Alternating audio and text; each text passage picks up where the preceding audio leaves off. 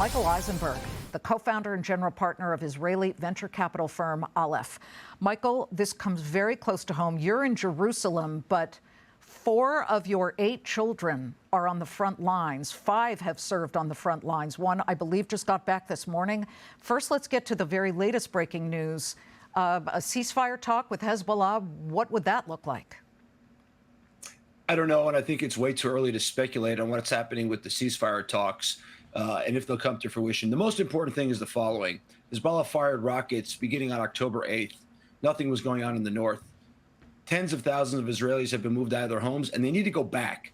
And the international community needs to condemn Hezbollah, get the Lebanese people in order, and enable Israel to defend itself. Nothing else matters. That's the moral obligation of the international community, and it needs to stop. I will tell you, they fired on Tel Aviv this morning. I work in Tel Aviv. I travel from Jerusalem every day. The cafes were full and people were working because Hezbollah and Hamas, as terrorist organizations, can't defeat the hearts, the resilience, and the optimism of the Israeli people. Yeah, resilience is definitely the word, and they've had to be over so many decades because they're surrounded in many cases by enemies. And right now, they're fighting wars on multiple fronts. Hamas in Gaza, Hezbollah in Lebanon. Iran sent a drone swarm back in April to attack it, and the Houthis in Yemen. And yet the U.S. and other allies are by now begging, basically urging Israel to de-escalate and allow southern Lebanese to return home. They also said they wanted citizens in northern Israel to return home, but northern Israelis have been scurrying away from the area and evacuating since October 8th, as you point out. What isn't the global world understanding about this situation? I can't explain the madness of where the global world is at right now. 1 hour ago, Iraqi militias or the Houthis sent the drone at the Eilat port, wounding a couple of people. That's in the south. There's a Severn front attack going on in Israel now, coordinated by Iran. Our brains, our innovation, and our incredibly brave soldiers are standing at the forefront of a battle for Western civilization, a battle for democracy, a battle for freedom, a battle against radical Islamic terror. And our Arab partners in the region, those who are signed on the Abraham Accords, are on our side, standing pat. And this should put the rest of the world on notice. This is a time for moral clarity. This is a time for resilience. This is a time for building and innovation from free people. And I got to tell you something else. This is not a time for compromise. What our kids and our defining generation of young Israelis have shown, just like the greatest generation in America after the world wars, is the following. Sacrifice and patriotism matters for the freedom of the free world and for our way of life and for the progress of markets, innovation, and capitalism. And they should be supported and saluted by the world. I'm glad you just brought up markets and capitalism. That is our bailiwick. I believe per capita, Israeli companies have the most space on the NASDAQ, again, per capita, than any other country in publicly traded companies. You've got Mobileye, Playtika, Checkpoint Software, Teva Pharmaceuticals, Monday, Lemonade. I mean, it's just really quite amazing. But can startup nation that creates so much that contributes to the betterment of the world, can it continue under this sustained bombardment? What are you seeing as a venture capitalist? I'm going to surprise you now, Liz, but we've put out more money since October 7th than in any period before that since the beginning of our fund.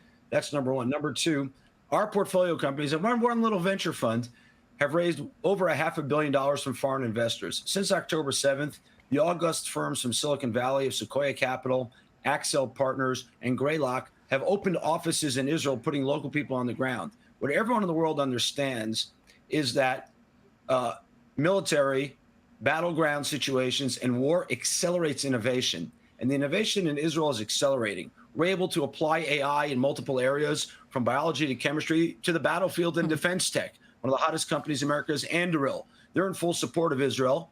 Palmer Luckey tweeted about it today. But not only, there's incredible collaborations going on that front. And what everyone understands is that right now, innovation is accelerating around the world. The world is going to look very different in 10 years. Changes are afoot everywhere.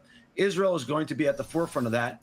And these battle-hardened young people, these battle-hardened kids, are going to be the CEOs and innovators of that next generation of innovation across the world, and the world is going to be amazed by what comes out of here. Yeah, very, very trained and motivated and technologically advanced when they come out of the military.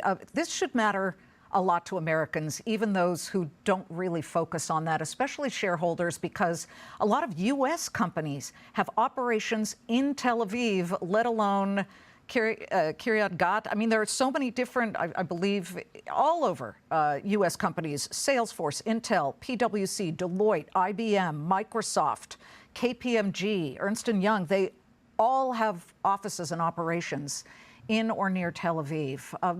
You say that it looks like business as usual there, but what if there is a ground movement on behalf of Israel? Israel moves into southern Lebanon because they have activated a couple of reserve units. Yeah, my nephew actually was called up today to the northern border. And, we have to take care of business. The terrorists can't be sitting on on their porches in southern Lebanon and firing on our civilians, on tens of thousands of civilians in the north.